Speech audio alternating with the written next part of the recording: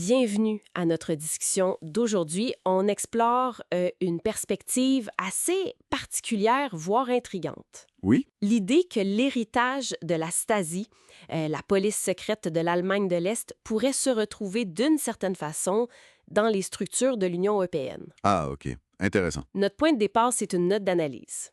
Le titre, La Stasi, de l'Allemagne divisée à l'UE post-nationale. D'accord. Fait que l'objectif, c'est vraiment de décortiquer cet argument-là. Est-ce que l'Allemagne divisée, c'était vraiment comme un laboratoire pour des méthodes de contrôle social? Mhm. Puis est-ce que ces techniques-là auraient pu, après la réunification, s'intégrer dans l'UE? C'est quand même une idée qui surprend. C'est le moins qu'on puisse dire, oui. Alors, commençons par le début. Comment l'Allemagne divisée est décrite justement comme ce terrain d'expérimentation? C'est l'Allemagne de l'Ouest, la RFA. Économie de marché, bon, une surveillance plus classique, on va dire. Le BND, la CIA qui est dans le portrait aussi. Oui. Puis de l'autre côté, tu as la RDA, l'Allemagne de l'Est. Et là, c'est présenté comme le modèle extrême.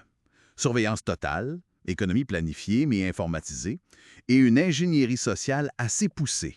Tout ça mené par la Stasi, le fameux Ministerium für Staatssicherheit. Et la Stasi, d'après la note, c'était pas juste la matraque puis la prison. Non, exact. C'est là que ça devient particulier. La note insiste là-dessus. La Stasi, ça allait bien plus loin. Comment ça? On parle de fiches comportementales hyper détaillées sur les citoyens, vraiment pour profiler, Ah oui. puis des techniques de manipulation psychologique planifiées, Systématique. ce qu'ils appelaient la Zersetzung. Zersetson, oui, j'ai lu ça. C'est pour déstabiliser les gens. Exactement. Les miner de l'intérieur sans confrontation directe. Hmm. Et aussi, une gestion des données personnelles très centralisée, bien avant qu'on parle de big data, là. Hmm. Il y avait une infiltration, tu sais, partout. Les juges, les médecins, les profs, même les artistes. Une vraie administration panoptique, comme dit la note. L'idée que tu es toujours potentiellement observé. OK, ça met la table. Mais là où ça accroche, c'est après la chute du mur. L'histoire qu'on connaît, c'est que la Stasi a disparu. Fini. Exact. Puis c'est là que la note avance son idée la plus, disons, provocatrice. Vas-y. Elle dit que non, l'expertise de la Stasi n'a pas juste disparu dans la nature. Au contraire, des dizaines, peut-être même plus, d'anciens agents, de fonctionnaires auraient été réintégrés, discrètement, Réintégrer, où ça? via l'Allemagne réunifiée. Oui, c'est ça l'idée. Via l'appareil d'État allemand réunifié, ils auraient trouvé des postes dans des structures européennes. Ah ouais.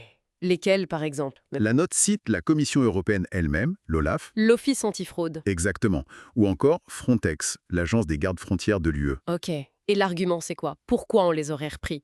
L'argument, c'est que leur savoir-faire, très spécifique en contrôle social, en gestion de population, en surveillance indirecte, Mhm. aurait été jugé utile Utile.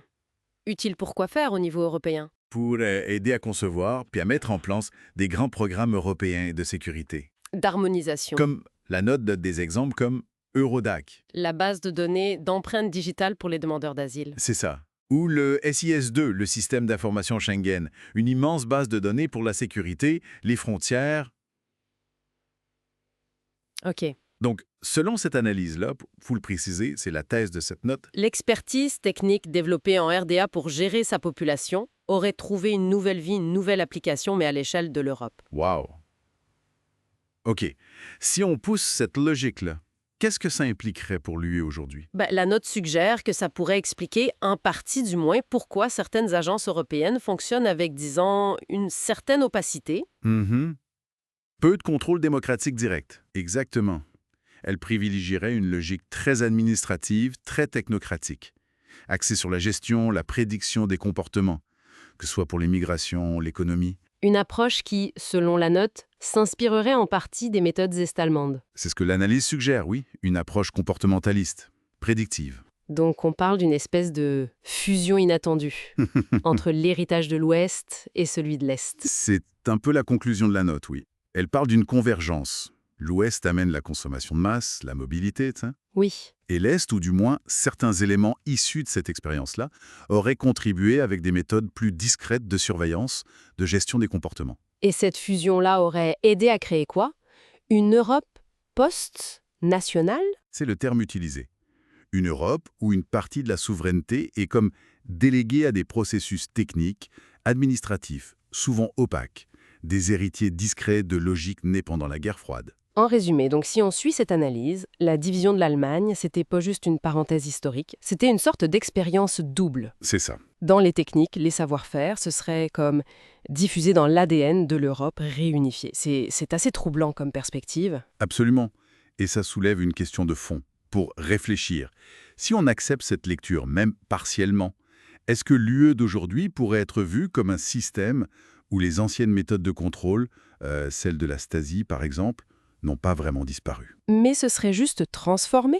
Exactement. Devenue plus technologique, peut-être plus diffuse, appliquée à une échelle beaucoup plus grande. C'est une pensée qui laisse songeur sur la gouvernance moderne finalement.